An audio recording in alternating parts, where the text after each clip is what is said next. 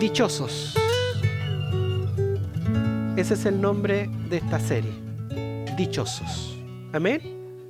Por lo tanto, si lo han encontrado, Mateo capítulo 5, leemos todo el sermón del monte, las bienaventuranzas, ¿cierto? En el nombre del Señor.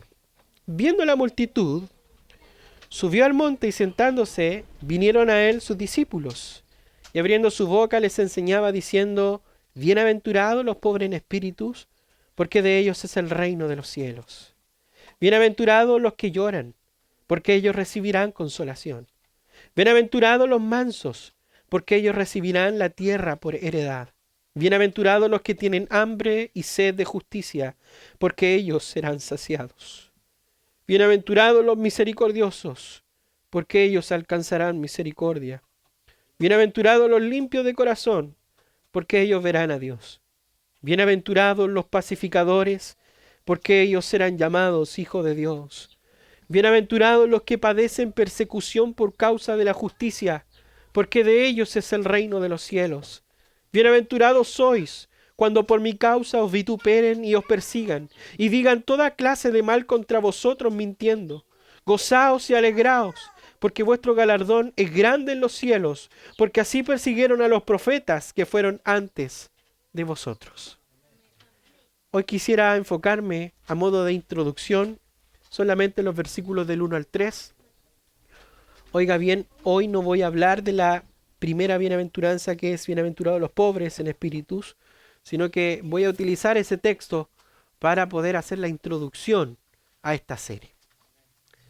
Padre, en esta hora te rogamos, Padre, tu dirección, que sea tu Espíritu Santo acompañándonos en este viaje por el libro de Mateo. Habla nuestras vidas, transforma nuestros corazones, habla nuestra mente, Señor. Haznos ser, Padre Celestial, lo que tú quieres que seamos. Ruego a tu presencia, a tu Espíritu Santo, que me utilice para tu gloria.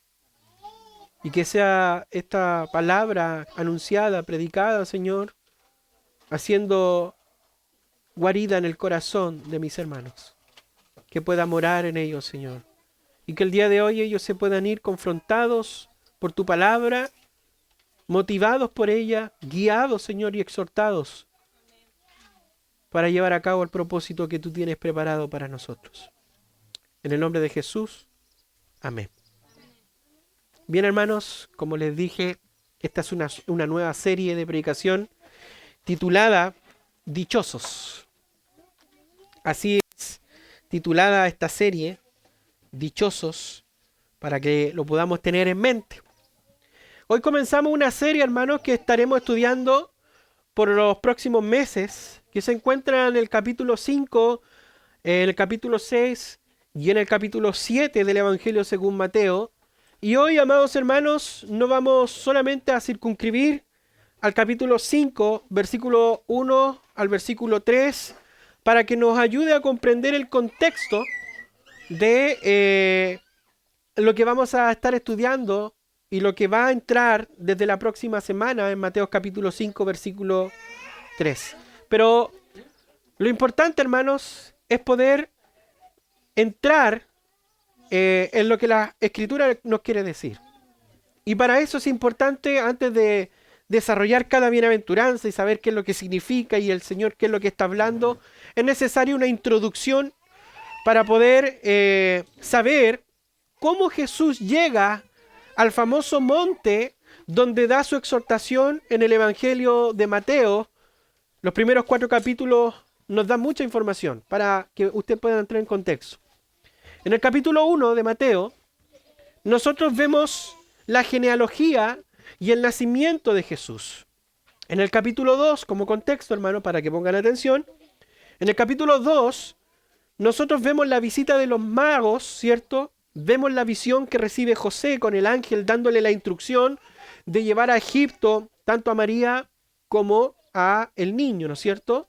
Vemos ahí en ese capítulo también, el capítulo 2, a Herodes, que está molesto, ¿no es cierto?, dando una instrucción de aniquilar y de matar a todos los primogénitos que nacieron en ese tiempo.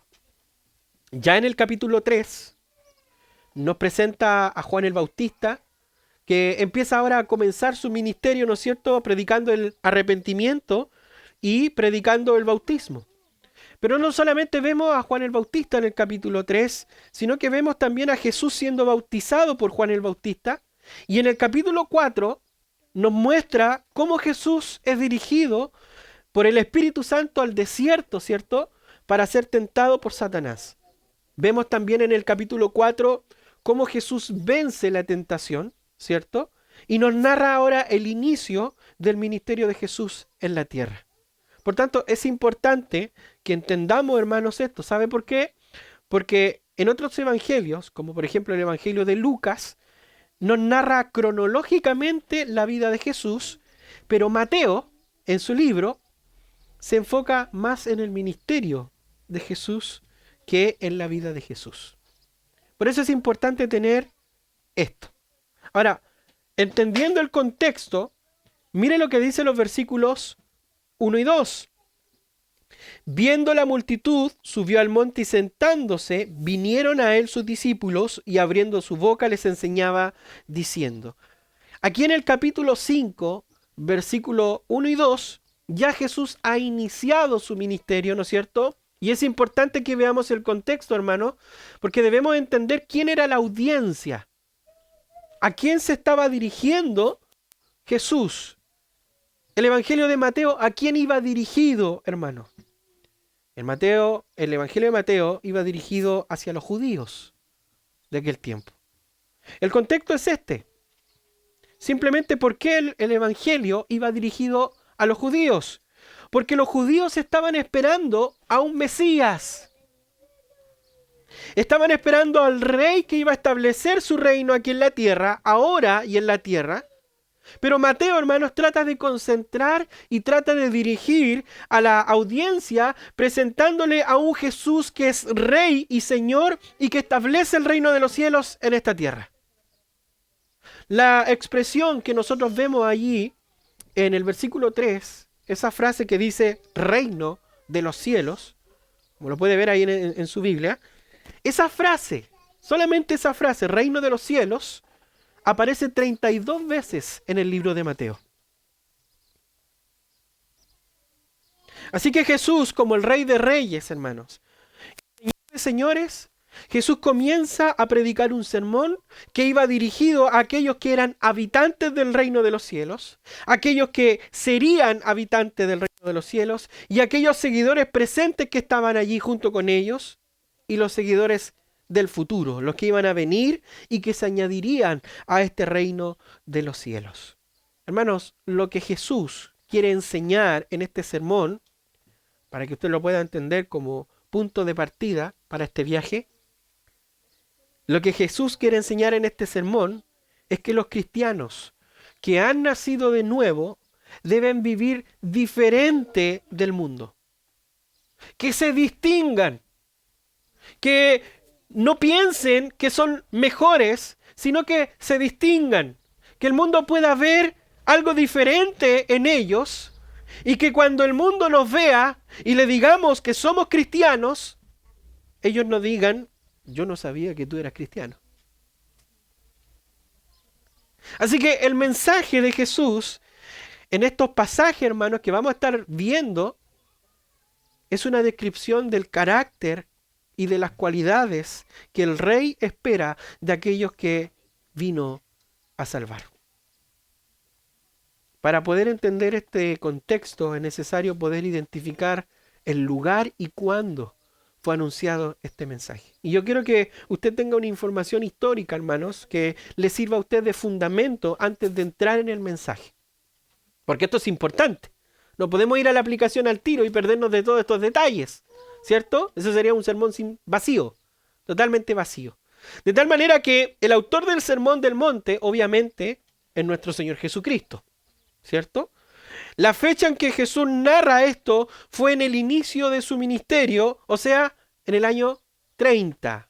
Cuando él cumplió 30 años, ¿no es cierto? Después de Cristo, él comienza su ministerio. Jesús inicia su ministerio cuando tiene 30 años. La pregunta es, ¿dónde predica Jesús el Sermón del Monte? Bueno, Jesús lo predica, hermanos, en Nazaret, en Galilea, donde él prácticamente se desarrolla allí el ministerio alrededor del mar de Galilea, y allí él comienza a predicar en las sinagogas. Vemos a Jesús que se empieza a pasear de ciudad en ciudad, ¿cierto? Él comienza a hacer milagros, como la gente lo seguía, ¿no es cierto? Y hermanos, como los seres humanos hacían hace 2000 años atrás, hoy igualmente los humanos siguen haciendo. Mucha gente fue detrás de Jesús de los milagros. Mucha gente fue detrás del Jesús que sanaba enfermedades. Mucha gente fue detrás del Jesús que resuelve problemas. Mucha gente fue detrás del Jesús que sanaba enfermedades. Andaban por los panes y los peces. Así que la fama de Jesús, hermanos, es tan grande que multitudes empezaron a seguirle. Entonces, aquí entramos en el capítulo 5 y versículo 1. Este es el contexto, hermanos, donde nos dice que Él sube al monte después de que toda esa multitud que andaba detrás de los milagros, atrás de las sanidades, atrás de perspectivas de un reino, el Mesías que iba a venir a establecer el reino, toda esa multitud se junta y llegamos a lo que dice el capítulo 5, versículo 1. Que toda esa multitud sube al monte y sentándose vinieron a él sus discípulos. Ese es el contexto de lo que vamos a estar estudiando. Fíjese una cosa, y es que el capítulo 5, capítulo 6 y capítulo 7 de Mateo no se predicó en 10 minutos, hermanos. Ni tampoco se enseñó en un día. La mayoría de los teólogos entienden que Jesús tomó a sus discípulos y aquella multitud que le seguía y tuvo una especie de retiro espiritual de escuela bíblica, una escuela de veranos, podríamos decirle, donde comenzó a enseñar, ¿no es cierto?, este sermón de las bienaventuranzas sobre la cualidad del carácter y los principios de la vida cristiana, y esto no le tomó 10 minutos. Fueron días, fueron horas de todo lo que Jesús enseñó. Y fíjese algo interesante, vaya conmigo en la lectura. El versículo 1 dice que Jesús se sentó. Y esto es importante entenderlo, hermano, porque usted podría preguntarse y decir, bueno, ¿qué tiene que ver eso? ¿Por qué es importante que Jesús se haya sentado? Bueno, eso es sumamente importante, hermanos, porque esa acción de sentarse era la postura típica que tenían los rabinos.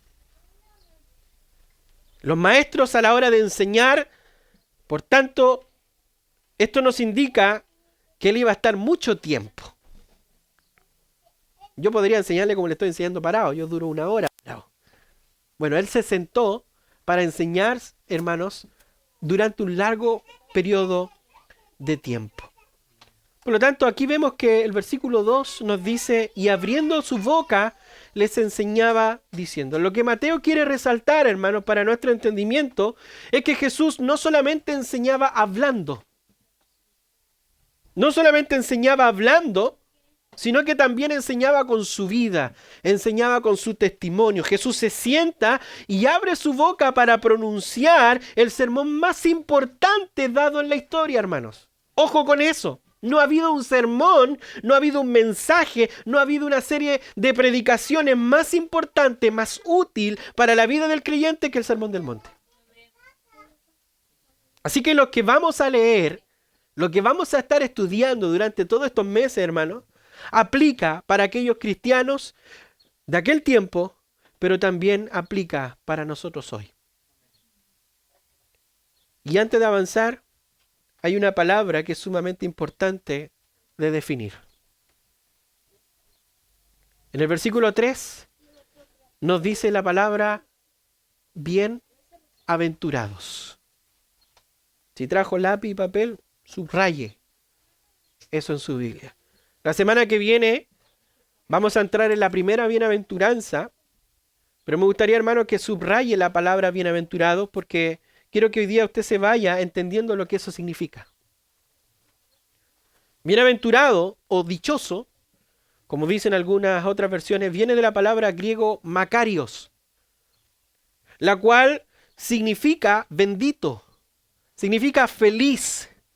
En el fondo lo que Jesús está diciendo es: bienaventurados los felices, bienaventurados los dichosos, los benditos. En otras palabras, el contexto del Nuevo Testamento y de este sermón, esa palabra bienaventurado, Jesús la enseña como una condición espiritual que nada tiene que ver, hermanos, con lo que pasa externamente.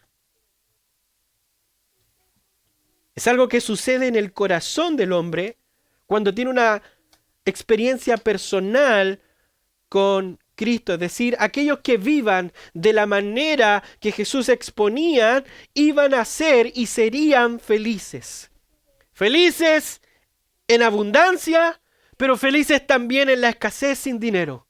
Felices en salud, pero felices también en la enfermedad. Felices con familia, felices sin familia. Felices con trabajos y felices sin trabajo. Felices con hogar o sin hogar. Hermanos, Jesús está diciendo que son bienaventurados, oiga bien, son bienaventurados los que espiritualmente han sido transformados. Que no importa lo que pase en su exterior. Que no importa si tienen o no tienen. Que no importa si tienen ansiedad o tienen miedo, no tienen temor de lo que pase. ¿Por qué? Porque han experimentado lo que Cristo da y están felices, están completos, están benditos. Por lo tanto, hermanos, el contexto en el que se escribe esto y el por qué se escribe esto es que Mateo, al comienzo del libro, él destaca el Sermón del Monte, ya que los judíos a quienes iba dirigido este libro y a quienes iba dirigido este mensaje, pensaban ellos que el Mesías, el rey que iba a venir, iba a establecer un reino aquí ahora, un reino material, físico y militar. Y que ese rey de reyes, el Mesías que iba a venir, iba a establecer un reino políticamente que iba a dominar y que los iba a sacar del yugo del pueblo romano. Ese era el pensamiento por el cual Mateo relata las palabras de Jesús y por qué Jesús explica y da a conocer este sermón. Pero, hermanos, Mateo se quiere concentrar en que el reinado de Cristo es más que un reinado físico. Mateo se quiere concentrar en que el reinado de Cristo es más que un reinado físico, ¿cierto? Es más que un reinado político, es más que un reinado militar, sino que el mensaje central del Sermón del Monte, hermanos, es de carácter netamente espiritual. El Rey de Reyes, el Rey del Reino, el Rey del Cielo, viene a transformar vidas, viene a cambiar corazones, viene a darnos contentamiento, felicidad y paz. Aun cuando estamos en el yugo político, aun cuando hay guerra como hoy presente, amados hermanos, aun cuando hay necesidad, aun cuando hay prueba y aun cuando hay dificultad. Nosotros somos como aquellos judíos, hermanos. Oiga bien. Y en esto le pido atención. Muchas veces nosotros somos como aquellos judíos, que muchas veces pensamos de esa manera. Que venga un rey que nos libere de lo que estamos pasando, de la dificultad, que nos dé lo que nosotros no tenemos. Muchas veces pensamos igual que los judíos, hermanos. Pero yo te quiero hacer una pregunta, hermanos.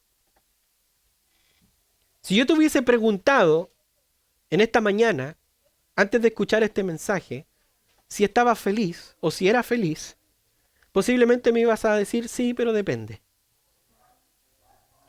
Es que la cosa está mal, pastor. Es que tengo un dolor por aquí, un dolor por acá. Es que tengo problemas con mis hijos. Es que tenemos problemas en el matrimonio. Es que tengo problemas con el jefe. Es que me está costando llegar a mis sueños y costando llegar a mis metas.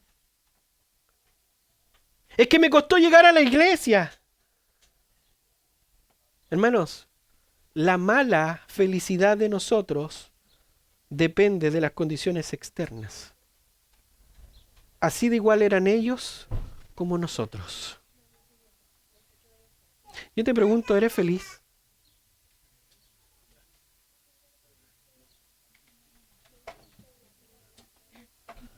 Hermanos, Jesús viene a enseñar que la felicidad y ser bendito no dependen de las condiciones externas. Depende de algo en nuestros corazones. Una transformación en nuestro corazón. Hermanos, el reino de los cielos, Él dice que está dentro de vosotros. El reino de los cielos que está dentro, entre nosotros, y hace que en nosotros se produzca esa felicidad y que seamos diferentes.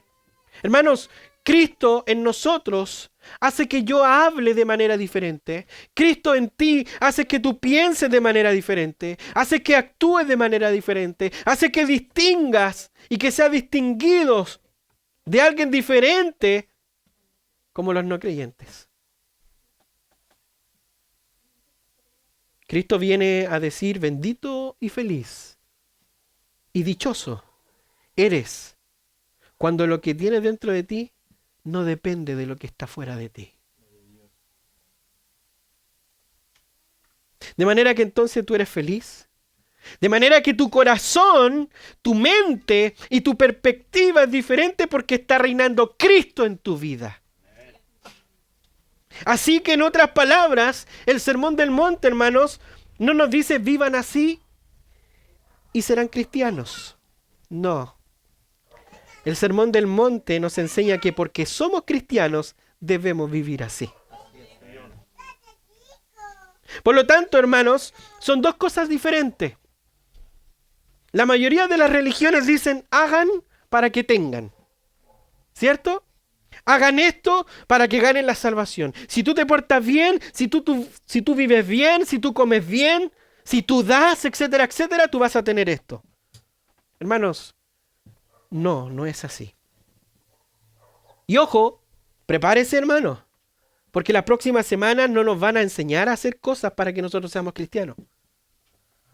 No nos van a enseñar que como somos cristianos, hermanos, realmente tenemos que hacer cosas para ser cristianos. No. Lo que vamos a estar viendo durante toda esta serie es que si somos cristianos debemos vivir así por lo que Cristo ha hecho con nosotros y en nosotros.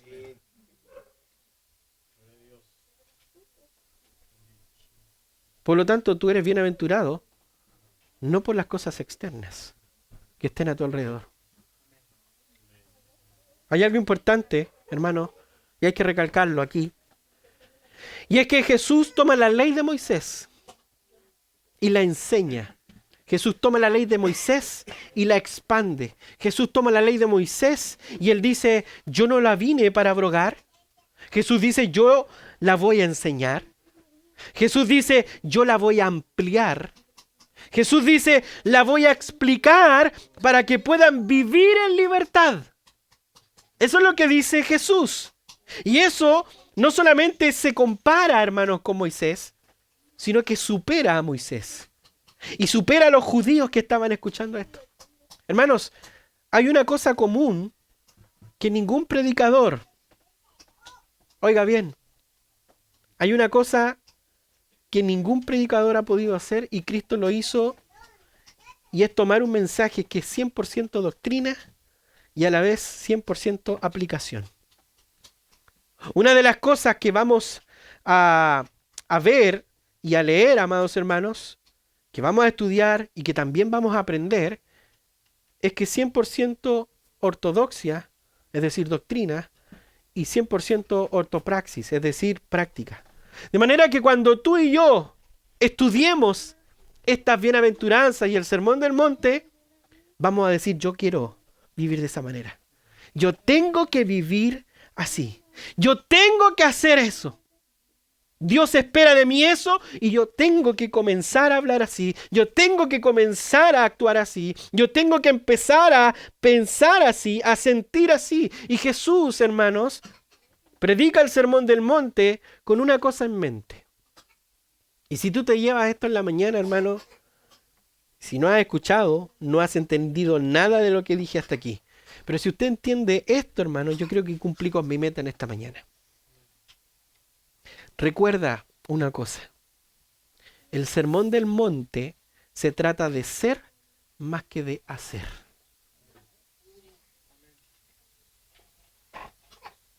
Muchos están en la iglesia. Muchos oran. Muchos leen la palabra. Muchos sirven. Muchos lo hacen creyendo que así se está más cerca de Dios. Que así ganan su salvación o que así sostienen su salvación. Pero Cristo dice, para mí lo más importante es que tú seas, no que tú hagas. Cristo dice, para mí lo importante es que tú seas, porque si tú eres, tú vas a poder hacer sin problema. Hermano, en el Sermón del Monte, y esto es importante porque en el Sermón del Monte, que Cristo nos enseña a los creyentes, hermanos, a su iglesia, Cristo nos enseña a ser lo que debemos ser. Muchos miran lo que están haciendo los demás. Y ahí entramos todos en el saco. Usted mira si el hermano o la hermana está haciendo, qué está haciendo. Muchos están mirando lo que están haciendo los demás y midiendo lo que ellos hacen con los demás. De esa forma, y esa forma de pensar es simplemente la siguiente, que la iglesia y Dios y el pastor sin mí no podrían vivir. No podrían ser. Yo soy tan importante porque yo hago tanto que voy a ser el primero en la línea al llegar al reino de los cielos. Hermano, no se trata de hacer. Se trata de ser. Hermanos, ese no es el mensaje del Evangelio. El mensaje del Evangelio es lo que Cristo hizo en la cruz del Calvario a favor nuestro. Lo que yo hago, lo que tú hagas, lo haces porque lo hizo Él. No lo haces tú para facturarle al Señor. Lo hago porque Él ha sido bueno.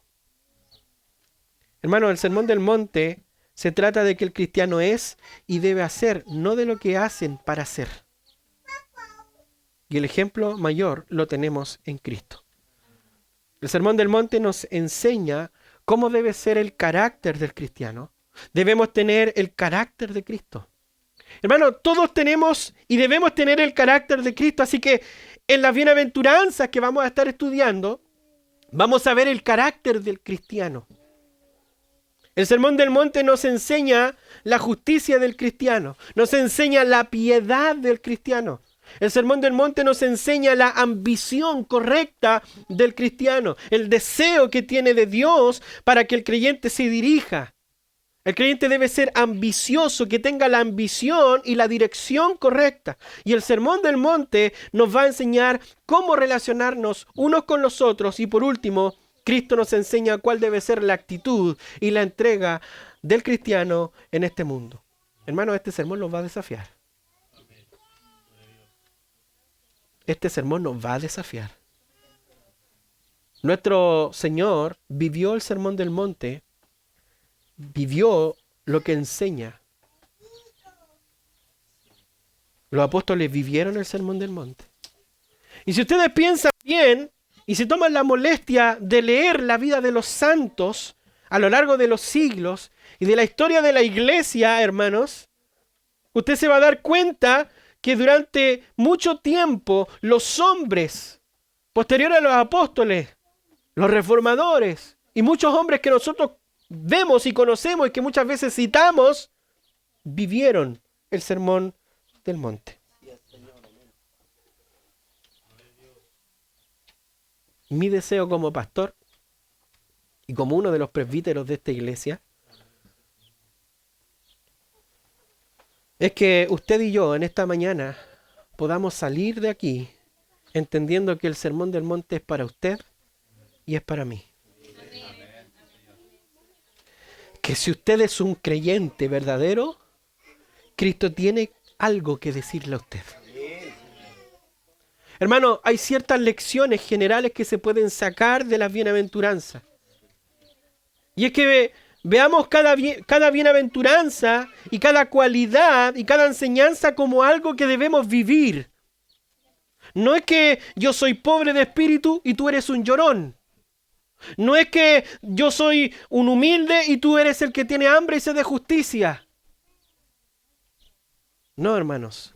Todos debemos ser pobres en el espíritu. Todos debemos llorar. Todos debemos ser humildes. Todos debemos tener hambre y sed de justicia. Todos debemos ser misericordiosos. Todos debemos tener limpio corazón. Todos debemos procurar la paz. Todos debemos vivir para Cristo, para que nos persigan por la causa de Cristo. Todos los cristianos han de ser así en las bienaventuranzas, hermanos. No es que por un lado existan los llenos del Espíritu, por otro lado los humildes, por otro allá está el grupito de los que buscan la paz. Acá adelante estamos todos los llorones. No, hermanos. En las bienaventuranzas encontramos una descripción de lo que ha de ser el cristiano. Todos debemos ser ejemplos de todo lo que se contiene en la bienaventuranza. Por tanto, cuando yo comienzo, hermanos, a vivir como Cristo espera de mí, se va a levantar oposición. Si tú vas a empezar a vivir como Cristo espera de ti, que tú vivas, déjame avisarte, hermanos, conforme a las bienaventuranzas, que se va a levantar oposición. Se va a levantar oposición en mi trabajo. Se va a levantar oposición en mis amigos. ¿Por qué? Porque estoy viviendo a la altura de Él, ¿cierto? Y voy a causar problemas. Vas a causar problemas. Cada uno de estos puntos, hermanos, todos los tenemos que aprender y a vivir. Y si durante este mensaje, hermano, usted se da cuenta que no está viviendo como un pobre en espíritu, si usted no llora, si usted no eres humilde, si usted no tiene hambre y sed de justicia, no se preocupe, hermano. No se preocupe. Yo lo único que le pido, venga con una actitud humilde. Cada domingo que va a ser enseñado el Sermón del Monte, venga con una actitud humilde, rogándole al Señor y diciéndole en su corazón, Señor, quita las vendas de mis ojos. Aleluya. Enséñame a vivir como tú quieres. Enséñame a aplicar lo que dice este sermón. Y debo recalcar, hermanos, que cada una de estas cualidades es por completo una disposición que solo la gracia y la acción del Espíritu Santo en nosotros puede producir. Por tus fuerzas tú nunca vas a poder ser pobre en el Espíritu. Por más que ores, por más que ayunes, por más que hagas lo que hagas, es solamente por la gracia y la aplicación del Espíritu Santo. Por ende, necesitamos vivir, hermano, y caminar en el Señor porque dependemos de Él. Mi deseo, mi anhelo, hermano, es que cada miembro de esta iglesia viva, como dice el Sermón del Monte. Que viva para darle gloria a Cristo. Que viva para que el mundo vea a Cristo en nosotros. Hermanos, te voy a retar en esta mañana a que hagas 2 ejercicios. El primer ejercicio que tú puedes hacer en esta mañana es que cuando salgas de aquí, pregúntale a alguien que te ama. A quien quieras tú. Pregúntale a alguien que te ama y que siempre tú sabes que te dice la verdad, no que te adorna la píldora, ¿cierto? Y pregúntale que te diga la verdad que a ti no te gusta. Pregúntale o preguntémosle, ¿tú ves en mí un carácter piadoso que refleja a Cristo? Aleluya. ¿Doy muestra de que soy una persona que ha nacido de nuevo? Haz este examen, hermano. ¿Tú ves algo diferente en mí? Hermano, la razón de estas preguntas es porque estas descripciones de las bienaventuranzas nos indican con claridad la diferencia esencial, completa, entre el cristiano y el no cristiano. Y eso es importante. En estos tiempos, hermanos, la necesidad primordial de la iglesia, ¿sabe cuál es? La necesidad primordial de la iglesia en estos tiempos es una comprensión clara de esta diferencia esencial. porque el mundo ha entrado a la iglesia. Yo me acuerdo que antes se oraba para que el mundo no entrara a la iglesia. ¿Se acuerdan, no? Los pastores de antaño decían, hermano, hay que orar para que el mundo no entre a la iglesia. Y habían oraciones, ayunos, un sinfín de cosas. Hoy día hay que orar para que el mundo salga a la iglesia. Hermano, hay que entender esto. Porque el mundo ha entrado a la iglesia y la iglesia se ha vuelto mundana. Nuestra mayor ambición como iglesia es semejarnos a Cristo. Y cuanto más mejor y cuanto más nos asemejemos a Cristo, más, hermanos, parecido tendremos a los no cristianos. Es decir, el mundo, y esa es la importancia de este mensaje, porque como dijimos en el versículo 3, el cristiano pertenece a un mundo diferente, a un reino. Bienaventurados los pobres en espíritu, porque ellos heredarán el reino. Y esa es la diferencia, hermanos. Esa es la importancia de este mensaje. El cristiano pertenece a un mundo, a un reino diferente al del no cristiano. Y yo te pregunto en esta hora, ¿pertenecemos a ese reino? Posiblemente usted no se atreva a responder o a hacerle esas preguntas a alguien. Las preguntas que acabo de decirle que le pregunte a otro. Porque quizás no quiere usted escuchar la respuesta. Entonces yo le invito en esta tarde a que tú te hagas las siguientes preguntas. ¿Cuán diferente es tu comportamiento y mi comportamiento al de un no cristiano? Hermanos, tú y yo pertenecemos al reino de los cielos. O sea, hemos nacido de nuevo. Tu vida, mi vida, la gobierna Cristo. Es Cristo nuestro Señor. Es Cristo nuestro Rey en nuestro diario vivir. La pregunta es, ¿nos gobierna Cristo? ¿Él es tu Señor? ¿Él es tu Rey? Hermanos, debemos manifestar las cualidades de Cristo y si no las hemos manifestado, debemos anhelar manifestarlas. Yo te pregunto, ¿anhelas que así sea? ¿Comprendemos que debe ser así, hermano? ¿Te das cuenta de cuán diferente es el cristiano del no cristiano? Tienes un deseo, tienes una pasión ardiente de que Cristo sea reflejado en tu vida. Hermano, yo te pregunto, ¿eres realmente bienaventurado, bendito, dichoso, feliz? Es más, ¿tienes contentamiento? Aleluya. Te pregunto, ¿estás satisfecho con lo que tienes?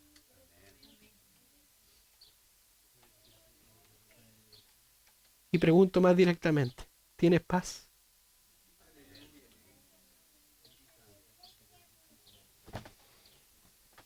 Hermano, si alguna de esas preguntas, aunque sea una, la respuesta es no, te tengo buenas noticias.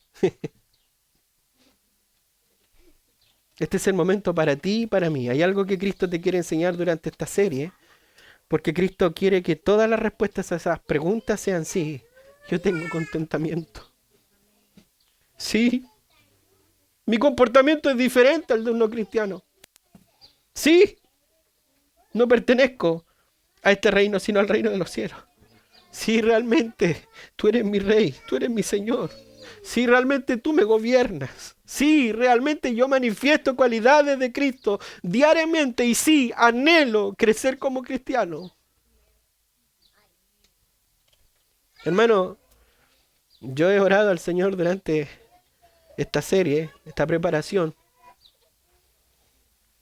para que tú y yo aprendamos que Cristo nos dice bienaventurados son. Bienaventurados son. No bienaventurados serán, son.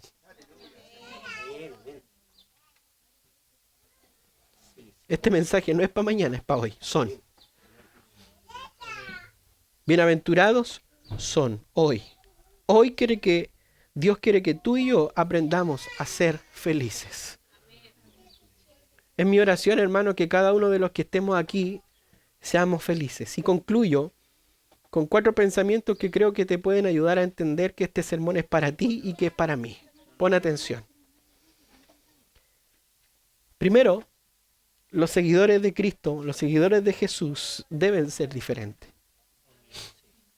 Si hablas, actúas y piensas y haces lo mismo del mundo, no eres un seguidor de Jesús. Segundo, los seguidores de Jesús deben ser diferentes. Diferentes tanto de la iglesia nominal, diferentes de su pastor, diferentes de aquellas iglesias que están llenas de gente que no ha nacido de nuevo. Gente que habla, que actúa y que vive como la gente del mundo. Yo te pregunto, ¿cómo te ves hoy tú? ¿Cómo nos vemos? Que cada uno se examine. Amén. Oremos al Señor. Padre.